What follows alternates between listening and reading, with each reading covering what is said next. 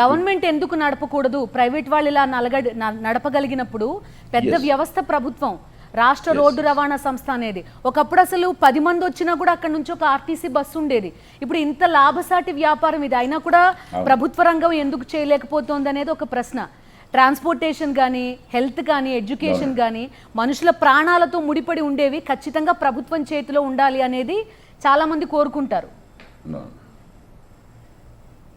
అవునండి, అదే నేను అనేది. ఎందుకంటే ఇప్పుడు యాక్చువల్గా ఈ ఆర్టీసీ అనేది ఒక టైంలో మన ఏపీఎస్ఆర్టీసీ అనేది ప్రపంచంలోనే ఒక రికార్డ్ అయిన సంస్థ. ఇది నీకు ప్రపంచంలోనే అతిపెద్ద గిన్నిస్ బుక్లో ఎక్కిన సంస్థ అని చెప్పినాను నేను. అంత పెద్ద నెట్వర్క్ ఉందని చెప్పి. సో అటువంటి నెట్వర్క్ ఉన్న సంస్థని కోర్స్ 2-3 విడిపోయిన తర్వాత వేరు అయినా చాలా నెట్వర్క్ ఉంది. దీంట్లో ఎందుకు ఎట్లా వచ్చి లోపలికి ప్రైవేట్ రావాల్సి అంటే నేను చెప్పాను కదా, ఇంతకుముందు తిరుపతికో అక్కడికో తీర్థయాత్రకు వెళ్తా మెల్లగా అక్కడ బెంగళూరుకి వేయడం మొదలుపెట్టారు, ఇక్కడికి వేయడం మొదలుపెట్టారు, అక్కడి నుంచి పర్మిట్ తీసుకోవడం మొదలుపెట్టారు, స్టేజ్ క్యారేజ్ కింద నడపడం మొదలుపెట్టారు, మెల్లగా కన్వర్ట్ చేసి ఈరోజు ఆర్టీసీని ధిక్కరించి ప్రభుత్వాన్ని నడిపే స్థాయికి ఈ ఆర్టీసీ ఈ ట్రావెల్ మాఫియా చేరేది. ప్రభుత్వాన్ని నడిపించే స్థాయికి ఈరోజు పెద్ద పెద్ద మినిస్టర్ల చేతిలో ఉన్న ఇవన్నీ నేను పేర్లు చెప్పక్కర్లేదు, కానీ చాలామందికి తెలిసింది. నెట్లో కొడితే మీకు తెలిసిపోతాయి ఎవరెవరి బిలాంగింగ్స్ ఉన్నాయో. సో ఈ వ్యవస్థనంతా కూడా నిజంగా ఆపాలి, నిజంగా ఆర్టీసీని బతికించుకోవాలి. ఇట్లా చేస్తే కనుక ఇంకా కొన్ని సంవత్సరాల్లో ఆర్టీసీ చచ్చిపోతుంది, ఉండదు ఆర్టీసీ. ఏపీఎస్ఆర్టీసీ ఇప్పటికే రోడ్డును పడేస్తున్నారు, ఆస్తులు అమ్మేస్తున్నారు, వాళ్ళకి మొత్తం నడ్డి విరుస్తున్నారు. ఇప్పుడు లాభాలు వచ్చే పార్టీలేమో ఇవి పెద్దవాళ్ళకి ఇస్తున్నారు, లాభాలు వచ్చే రూట్లన్నీ. లాభాలు రాని నేను ఇంతకుముందు చెప్పిన పల్లెపాట కావచ్చు, లేకపోతే ఆర్టీసీ కావచ్చు, ఎర్ర బస్సులు కావచ్చు, ఇవన్నీ గవర్నమెంట్ నడుపుతుంది, అంటే అక్కడ లాభాలు రావు. సో ఇవన్నీ ఉన్న కొద్ది చచ్చిపోతుంది, ఇది ఉండదు ఆర్గనైజేషన్. టోటల్గా కొలాప్స్ చేసి మొత్తం ప్రైవేట్ వ్యవస్థ తీసుకొచ్చే పరిస్థితి ఈరోజు పట్టుకొస్తున్నారు. రేపు పొద్దున్న ఇచ్చిన ఆశ్చర్యం లేదు. అందువల్ల మనం బతికించుకోవాలి, దీని మీద ప్రజా ఉద్యమం రావాలి. నేను ప్రజలను కూడా అవేర్ చేసేదాన్ని ఇంతకుముందు కూడా చెప్పాను. నేను ముందు ప్రైవేట్ని మొన్న చూడండి, మన బోయింగ్ కానీ అందరూ మానేశారు కొన్ని రోజులు. మరి సరే అది రీజన్ వేరుండొచ్చు, అది ఉండొచ్చు, కానీ ఇక్కడ ఇది మనకి మానవ తప్పిదం కనపడతానుంది క్లియర్ కట్గా. సరే డ్రైవర్ తప్పిదమా వాడా అంటే కనుక కర్ణుడి చావుకు చాలా కారణాలు. ముందు అసలు బస్సు పర్మిట్ ఎక్కడ వచ్చింది, ఎందుకు వచ్చింది, స్లీపర్ ఎందుకు వేశారు, పండుకున్నాడు లెగుస్తాడా, దిగ్గలుగుతాడా, రాత్రిపూట పండుకున్నాడు, యాక్సిడెంట్ అయితే పండుకున్నాడు చచ్చిపోడు. సో అసలు ఎందుకు వచ్చింది పర్మిషన్ అట్లా అంత ఇరుగ్గా ఎందుకు? ఒక లేయర్ వేయాల్సింది అనుకుందాం. సరే పండుకుని వెళ్ళడానికి కొంచెం కంఫర్టబుల్ ఉంటాయి. ఈరోజు విమానాల్లో వాటిల్లో ఇట్లా వేస్తున్నారు, పండుకోవడానికి కొంచెం వెనక్కి ఇట్లా పండుకుని. ఆ స్లీపర్ బస్సులు వేసుకోవచ్చు, మరీ పండుకుని ఏదో పెద్ద బెడ్రూమ్ లాగా ఉన్నాయి. నేను చూశాను ఒక బస్సు ఒకసారి, బెడ్రూమ్ లాగా ఉన్నాయి. Is it necessary? అంత అవసరమా? 4 గంటల జర్నీకి బెడ్రూమ్ లాగా చేసి పండుగ పెట్టాల్సిన అవసరం ఉందా? ఒక కుర్చీట పండుగ పెడితే సరిపోదా? అది 6 అవర్స్ జర్నీకి, 8 అవర్స్ జర్నీకి ఎందుకు అంతంత చేస్తున్నారో నాకే ఆ రోజు ఆశ్చర్యం వేసింది. మంచలు వేసేసి బెడ్స్ వేసి అదేదో ఓయో రూమ్ లాగా అనిపించింది ఒకరోజు నాకు చూసి. ఎందుకు చేస్తున్నారు ఇదని? I'm sorry to say that. నాకు అనిపించింది అట్లా, ఎందుకు కర్టెన్లు వేసేసి ఎందుకు అవసరమా ఇంత సీన్ అనిపించింది నాకు. జర్నీ అంటే జర్నీలాగా వెళ్ళిపోవాలి, చాలా హ్యాపీగా వెళ్ళిపోవాలి. ఒక 6 గంటలు 8 గంటలు ఏదానికి ఆ కట్టెలు వేసేసి ఆ కట్టెలతో అంటుకునే తొందరగా అంటుకున్నాయి. సో ఇవన్నీ జాగ్రత్త పడాల్సిన విషయాలు. మరి ఆర్టీ అధికారులు అందుకనే యాక్చువల్గా పర్మిషన్ ఇవ్వకపోతే వీళ్ళు వెళ్ళి ఎక్కడెక్కడో తీసుకుంటారు పర్మిషన్స్.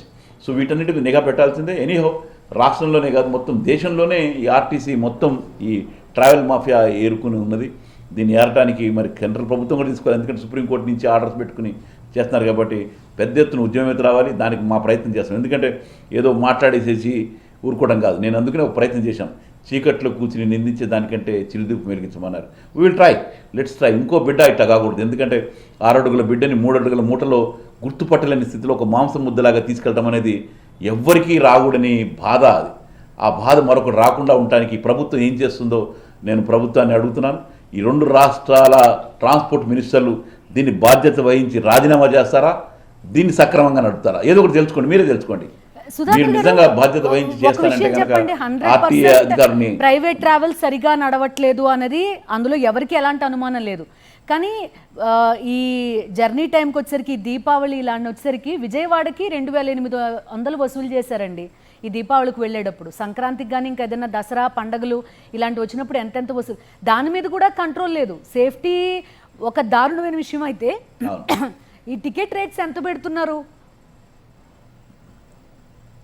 అవును, ప్రైస్ వైజ్ విమానాల టికెట్ లాగా పెంచేస్తున్నారు. మీకు విజయవాడకి 3000 టికెట్ ఎయిర్ ఫ్లైట్ మామూలు డైస్లో కొనుక్కుంటే 2000 రూపాయలకి 3000 కుదిరేది. ఆ రేటు పెట్టి ఈరోజు బస్సులు వెళ్తున్నారు దొరక్క ఇంకా ఆల్టర్నేట్లకి. ఎందుకంటే అక్కడికి వెళ్ళి మనం 3 గంటలు చెప్పు ట్రావెలింగ్ వెళ్ళాలి, సెక్యూరిటీ ఉంటుందని బస్సుకి 3 గంటలు 4 గంటల జర్నీ కూడా ఈరోజు 3000 అటు మన బెంగళూరు వెళ్ళాలంటే 4,000 టికెట్ పెట్టుకుని వెళ్తున్నారు బస్సుల్లో కూడా. సో అది పరిస్థితి ఈరోజు. ఎందుకంటే ఇక్కడ ఇది నార్త్లో ఎక్కువ లేదు బస్సుల కల్చరు, ఇంత సోఫిస్టికేటెడ్ బస్సు. సౌత్లో చాలా ఎక్కువ. ఎందుకంటే మన దగ్గర ఐటీ వాళ్ళు ఆ ఊళ్ళకి వెళ్ళడానికి ఇక్కడికి వెళ్ళడానికి కాస్త సుఖానికి అలవాడు, తర్వాత రాత్రి ఎక్కితే పొద్దున్నే దిగిపోతాం కదా అని, ఫ్లైట్ అయితే మళ్ళీ అక్కడికి వెళ్ళి అకామిడేషన్ ఉండాలి, ఇటువంటి టెక్నికల్ ప్రాబ్లమ్స్ ఉంటాయి. కాబట్టి బస్సుల్లో ఇటువంటి సోఫిస్టికేటెడ్ బస్సులు వెళ్ళటం వల్ల ఈరోజు డబ్బులు దండుకోవడానికి అవకాశం ఎక్కువైపోయింది. సో అదే పద్ధతుల్లో ఈరోజు లూటీ కూడా చెప్తున్నాం కదా, మనకి కొంచెం డేట్ అవుతున్న కొద్దీ ముందు ఒక వెళ్తే 1,000 రూపాయలు ఉంటుంది, తర్వాత 1,200, తర్వాత 1,500, 2,000 చేస్తున్నాడు. స్పాట్లో అయితే 3,000 రూపాయలు టికెట్. అంటే ఇష్టం వచ్చినట్టు రేట్ అయిపోయింది. No control on that. ఏమనంటే బస్సులు మనకి కావు కదా అంటే కనుక ఇది ఎవరు ఊరుకోరు. నేను అందుకనే అంటున్నాను, 2 రాష్ట్రాల ట్రాన్స్పోర్ట్ మినిస్టర్లు బాధ్యత వహించండి. మీరు రాజీనామా చేయండి, లేదా దీన్ని సరిగ్గానే చేయండి. That is my demand from my side. ప్రజల ప్రాణాలు కాపాడండి. మరొక బిడ్డ ఇట్లా చనిపోకుండా చూడమని మేము అడుగుతున్నాం.